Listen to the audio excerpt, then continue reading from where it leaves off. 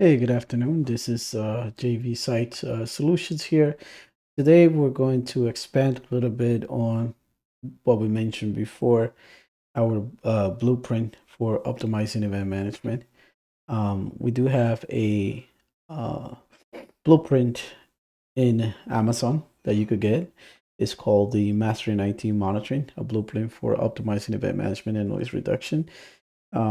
It's a collection of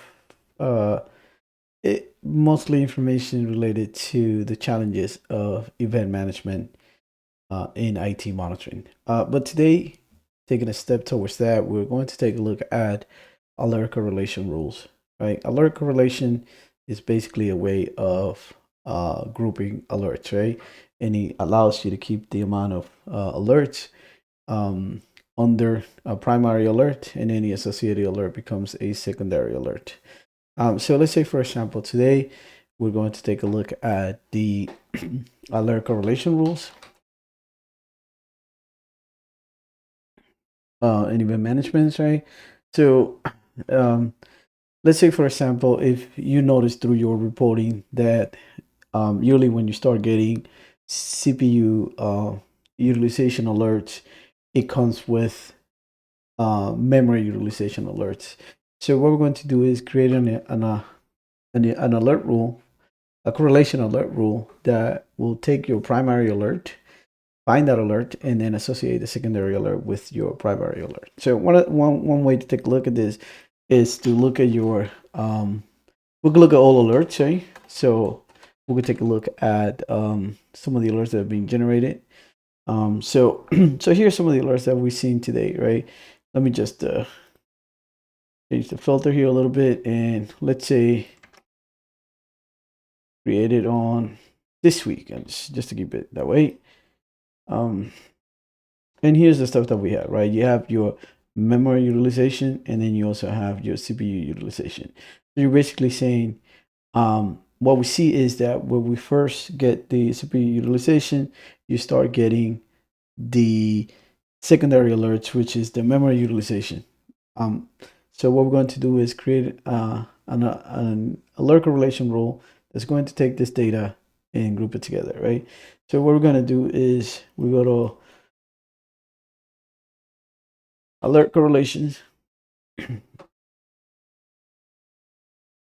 Just going to bring this in a new window. We're just going to do a new one, right? So what we're going to do is we're going to take a look at this event right here, right? The description. Um, we could use the description, or we could use the metric name, right? For that, as a way to getting our information together. So we're going to go to the new record and say it's let's call this performance correlation rule. This is up to you. You can do whatever you want. We just save this. One of the things that you actually do need to put the conditions for before you save it. But if you go advanced, it allows you to create scripts that will allow you to group your alert. We'll get to this as more advanced. So a little bit of JavaScript within event management. But here we're just going to do, since we already know what they are, we could take a look at that, right? So our primary alert is going to be our CPU alert. So we're going to say on the description of the alert, let's say contains, you could go back to the alerts, right? I'm just going to take this information from here, and I'm just going to make it CPU utilization. And then I'm going to go back and say it contains this. Then my secondary alert, right? The one that's going to be grouped with that is going to be also in the description, right? You can use whatever fields you want as long as the data it's in there.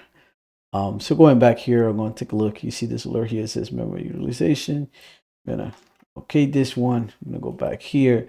I'm just going to add it here. What's important here is that you could determine the time difference between the two alerts, right? So obviously something that happens in 60 minutes is a long time. So let's say, for example, you say, hey, if I'm getting them together within 10 minutes or so, I want you to group these alerts together. I want you to take my CPU utilization alert and make that alert my primary alert to the secondary alert, right?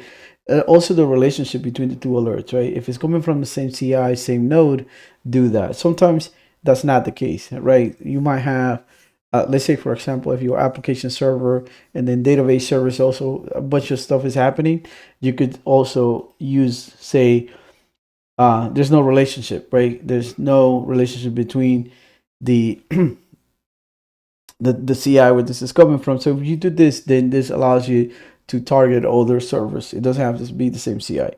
I think at this point, we're going to take a look here. We're going to say same CI. Go back to the alerts. If we look here, it's the same CI, right? Same server. So we're going to do that. We're going to use the same CI. With tape, we're going to make it every 10 minutes. And we're going to save this.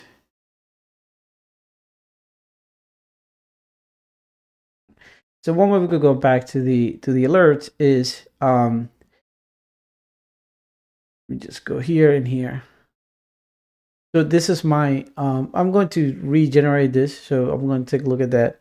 So here is my memory utilization, right, on the description. This one is my CPU utilization. So I'm going to make this guy my primary alert. So I'm going to reprocess that, right? So this is an alert group created. They already done it because we already ran something like that before. So I'm gonna go back, and we could actually generate an alert ourselves, right? We could say this. We go back here. This is just a little tool that I put together. I'm gonna call this memory. Actually, let's just create a new one.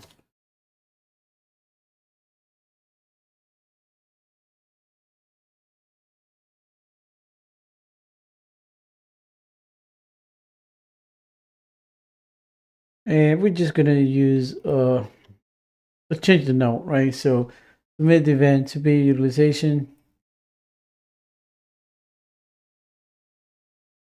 This event successfully. We're gonna do here a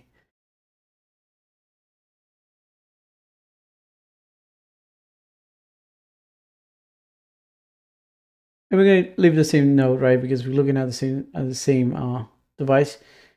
So create it. Go back. You can actually look at the events where this is being processed. You can take a look at it. Here you have it, right? You got your first one, CPU utilization. I'm gonna open this alert, and I'm gonna bring the alert over. So you can take a look at it. And right away, look, this is a secondary alert. Look at what it did, right? So you got your memory utilization over here. And here's the event that was generated from the tool. But as you can see, it just takes place over there, right? So we could also take a look at the actual. You can take a look at it in the workspace. The workspace is going to, it should present you a little bit of more information. You know, it looks a little nicer here. So basically, here's the original alert, right? The CPU utilization. Here's the alerts in the group, the two alerts, right? Here's your CPU utilization and your memory utilization. For that, when you look at the details, here's it says an alert group was created as a rule-based group by correlation, and it tells you right here, this is the rule that created that.